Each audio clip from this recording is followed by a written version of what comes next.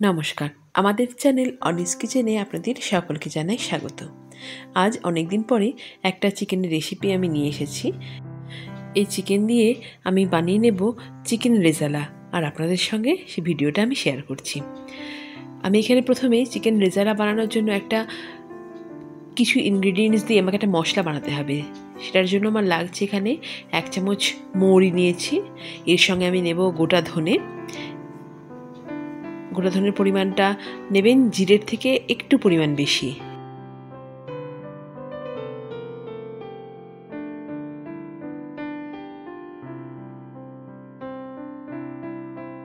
সঙ্গে দিচ্ছি 4 থেকে 5টা গোটা এলাচ,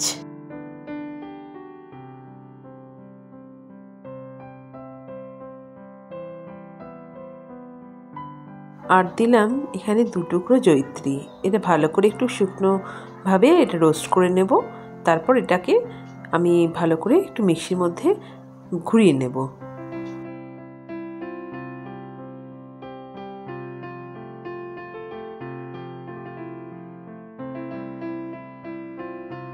এখানে রেজালা বানানোর জন্য আমি এখানে নিয়েছি পেঁয়াজ, পুরোটাই আমার পেস্ট হবে।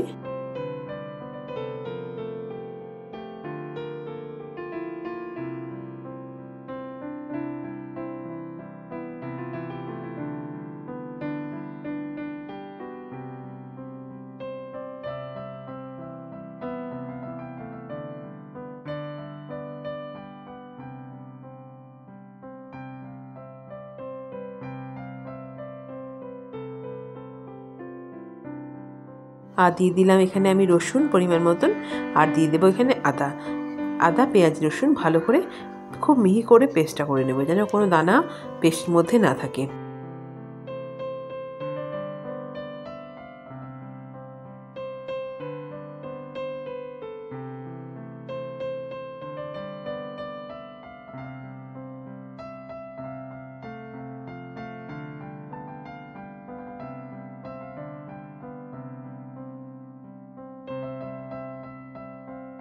আর এদিকে আমি একটা বাটির মধ্যে কিছু পরিমাণ কাজু, একটু পরিমাণ পোস্ত খুব বেশি দেবেন না, অল্প পরিমাণ পোস্ত দেবেন, আর সঙ্গে আমি দিয়ে দেব একটু চারমগজ।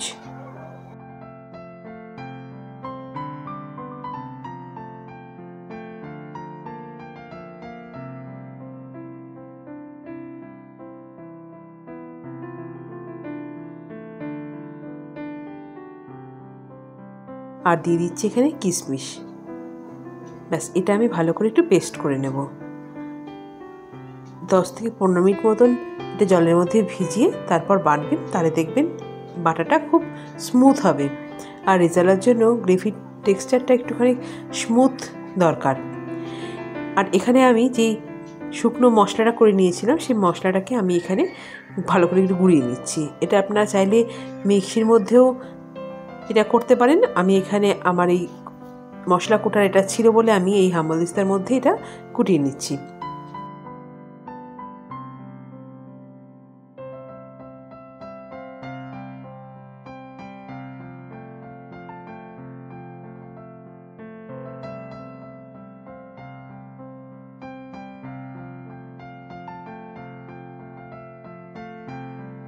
এখানে মাংসটাকে আমি খুব ভালো করে ম্যারিনেট করে নেব। প্রথমেই ম্যারিনেট করে আমি এখানে 15 মিনিট রাখবো, তারপর রান্না করব।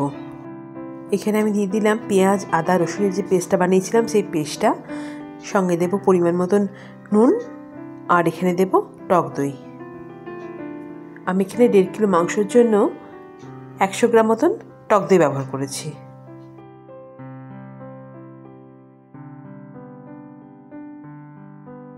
আর দিচ্ছি এখানে জাফরান। এই জাফরানটা আমি কাশ্মীর থেকে নিয়ে এসেছিলাম। আপনারা নর্মাল আমাদের সব জায়গাতেই জাফরান পাওয়া যায়। তো এই জাফরানটা একদম পিওর জাফরান, যাতে দিলে পরে কোনো হলুদ রং যেটা রেজালাতে আসে না, সাদাই হয়, কিন্তু দেখবেন একটা হালকা একটা ইয়েলোইশ ভাব থাকে, সেই জিনিসটা জাফরানের মধ্যেই একমাত্র আসে। তো আমি সেই জাফরানটা দিয়ে কিছুক্ষণ ম্যারিনেট করে রাখবো। আর দিলাম সাদা তেল।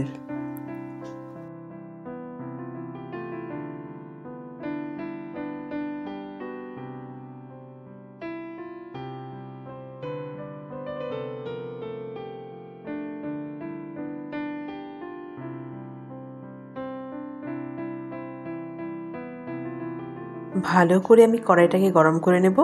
গরম করে নেওয়ার পরে আমি এখানে সাদা তেল দিয়ে নিচ্ছি আর দেব ঘি। খুব বেশি পরিমাণ তেল আমি এখানে দিচ্ছি, দেখতে পাচ্ছেন, কারণ যেহেতু ম্যারিনেশনে আমার তেল যথেষ্ট পরিমাণ দেওয়া আছে, তো লাগলে পরে আমি আবার ঘি ব্যবহার করতে পারি। রান্নাটা যেহেতু ঘিতেই ফ্লেভারটা আসে, একটু বেশি পরিমাণ ঘি দিতে পারলে খুব ভালো, কিন্তু যেহেতু সব দিক মাথায় রাখতে হয় সেই কথা ভেবেই আমি অল্প পরিমাণ ঘি এখানে দিলাম। যদি আমার লাগে তো আমি পরে সেটাকে দিতে পারি।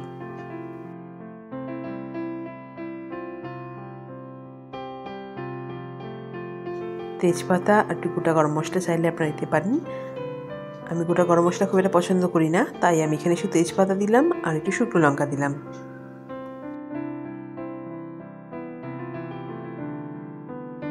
তারপরে আমি এখানে ম্যারিনেট করা চিকেনটা দিয়ে দিলাম। আধ ঘন্টা চিকেনে ম্যারিনেট করে রাখলে পরেই আপনাদের হয়ে যাবে। চিকেন তো রান্না করতে খুব বেশি সময় লাগে না, আর যেহেতু এটা দই দিয়ে ম্যারিনেট করা থাকছে তার জন্য এখান থেকে প্রচুর পরিমাণে জল বেরোবে, আর সেই জলেই চিকেনটা সিদ্ধ হয়ে যাবে। বেশি রান্না করারও এটা প্রয়োজন পড়বে না। যেহেতু এটা হোয়াইট টাইপের গ্রেভি হয়, খুব বেশি যদি আপনি কষতে থাকেন তাহলে জিনিসটা কালচে ভাব চলে আসবে, রেজালার যে টেক্সচার সেটা থাকবে না। সুতরাং এটা খুব হালকাভাবে কষবেন।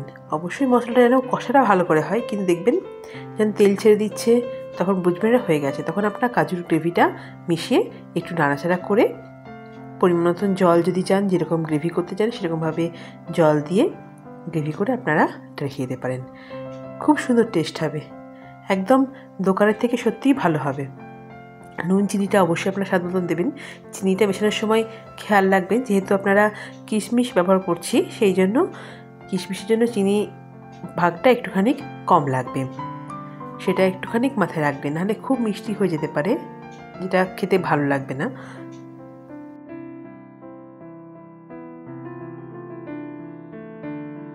যখন এটা ভালো করে কষতে থাকবে তখন রেজালার জন্য যে স্পেশাল মশলাটা আমরা বানিয়েছি, শুকনোভাবে মিক্সির মধ্যে গুঁড়িয়ে নিয়েছিলাম, সেই মশলাটাকে আপনারা এখানে ব্যবহার করবেন এবং সেটা নামানোর আগেও ব্যবহার করবেন।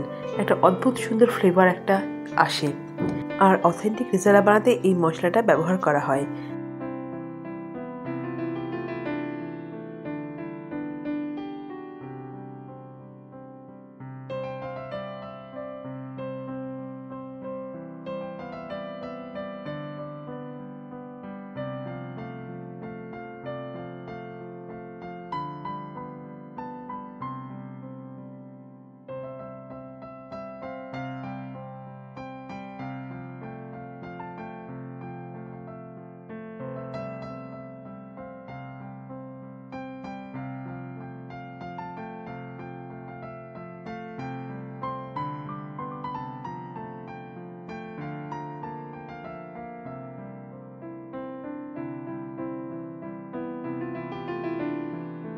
গরম মশলার গুঁড়ো আমি এখানে দিয়ে দিলাম। গরম মশলার গুঁড়োটা আমার বাড়িতেই বানানো থাকে।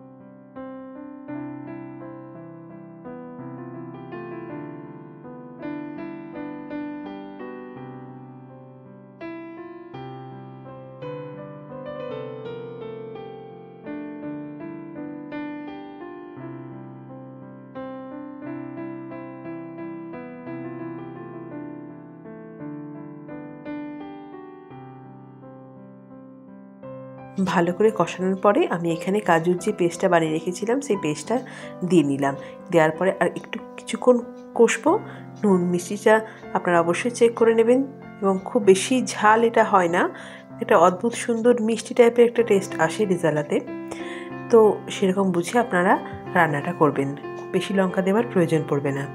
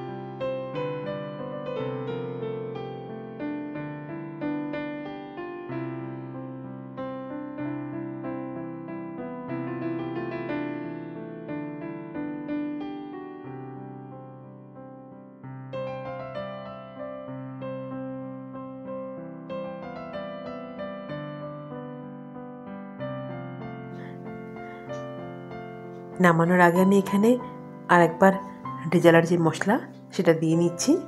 তারপর ভালো করে একটু নাড়াচাড়া করে এটা ঢাকা দিয়ে রেখে দিয়ে কিছুক্ষণ রেস্ট করব, তারপর আমি এটা সার্ভ করে নেব। আমার রেজালা একদমই রেডি হয়ে গেছে।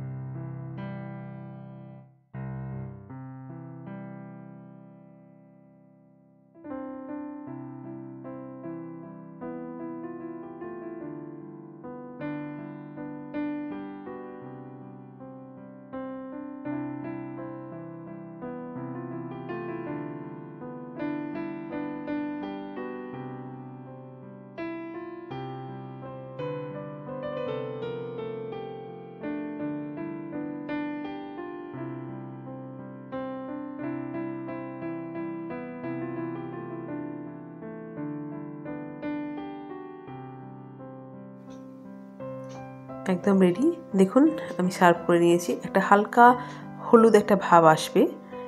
অবশ্যই এটা কিন্তু হলুদের জন্য নয়, এটা একদমই জাফরানের কালার। জাফরান দিলে হালকা একটা কালার আসে। আপনারা বানাবেন এবং জানাবেন কেমন লাগলো। ভালো থাকবেন, সুস্থ থাকবেন। নমস্কার।